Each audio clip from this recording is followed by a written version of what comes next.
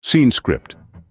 Have you ever been so close to understanding the difference between near and nearby, but it feels as elusive as a dog chasing its own tail? Ah, the age-old conundrum of near versus nearby. Picture this. You're planning a picnic with a friend. You suggest, let's meet at the near park. Your friend gives you a quizzical look and says, don't you mean the nearby park? You shrug, knowing it's almost the same, right? But is it? Or imagine you're on a treasure hunt. Your clue reads, look for the treasure near the old oak tree. You dash to every tree in sight only to realize the clue should have read, look for the treasure nearby the old oak tree. You're left scratching your head, wondering if the words near and nearby are as identical as Tweedledum and Tweedledee from Alice in Wonderland. These words, though they both deal with proximity, are not exactly interchangeable. They are like those twins who look similar but have different personalities. Yes, they are related, but no, they are not the same. This is the great near-nearby conundrum. Perhaps you've also been in a situation where you've used near when you should have used nearby, and vice versa. Like when you've told someone, the coffee shop is near here, instead of the coffee shop is nearby. Suddenly, you're not just sharing directions, you're unintentionally creating a mini grammar puzzle. But don't worry, it's not just you. This is a common dilemma that has perplexed many a language learner and even native speakers. So, if you've ever found yourself lost in the near versus nearby labyrinth, you're definitely not alone.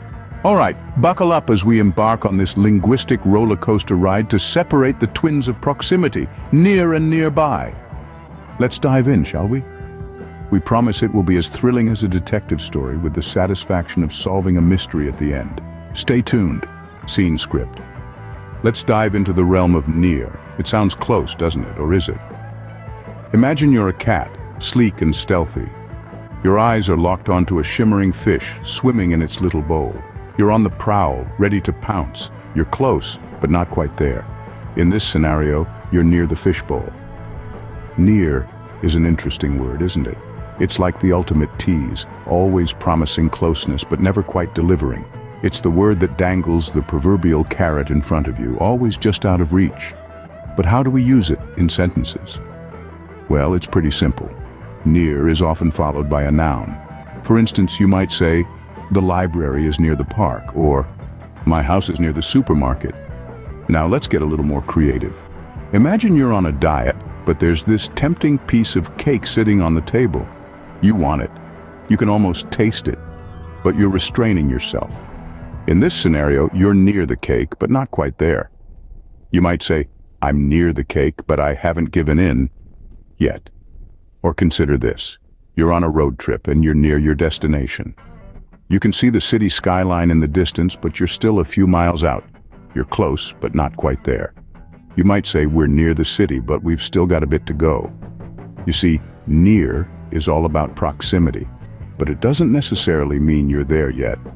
It's a word that teases and tantalizes, always promising, but never quite delivering. So remember, near is like that tempting piece of cake on the table.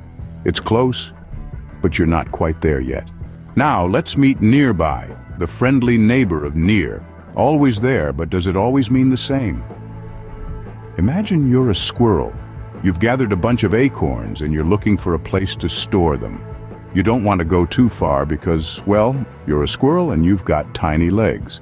You spot a tree, not just any tree, but a tree that's nearby. You don't need to specify which tree it is or where exactly it's located. You can simply say, I'm going to store my acorns in a tree nearby. By using nearby, you've conveniently communicated the location without needing a noun to follow it. Now, let's switch gears. Picture yourself as a superhero. You've got your supersuit, your superpowers, and a burning desire to save the world. But where do you change into your supersuit? In a nearby phone booth, of course. You don't have to say, I'm going to change in a phone booth that's near. Nope, you can just say, I'm going to change in a nearby phone booth. Again, nearby has come to the rescue, making your language more efficient and conversational.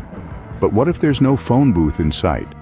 Or what if you're not even sure where you'll change into your supersuit? No worries, nearby has got your back.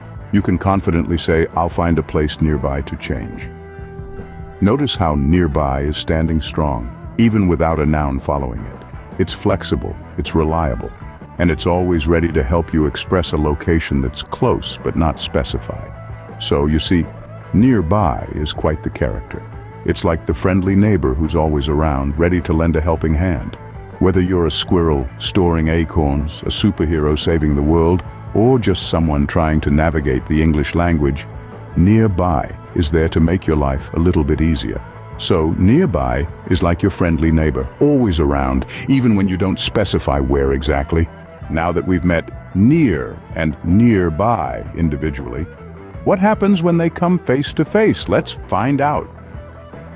Picture this. Two friends are arguing over whether the ice cream shop is near or nearby. One friend insists, "No, it's near.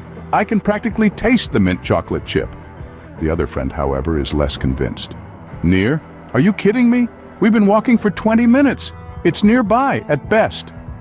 You see, near and nearby are like two siblings who can't agree on anything. Near is the older one, always insisting that everything is closer than it seems. On the other hand, nearby is the younger sibling, a bit more realistic, and always reminding near that things might not be as close as they seem.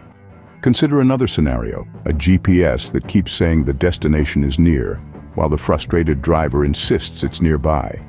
The GPS, in its monotone voice, keeps repeating, "Your destination is near." The driver, however, is not so sure. "Near? I've been driving for half an hour. This place is nearby, not near." These humorous examples highlight the subtle but essential differences between near and nearby. The word near is often used when referring to a more specific, closer proximity.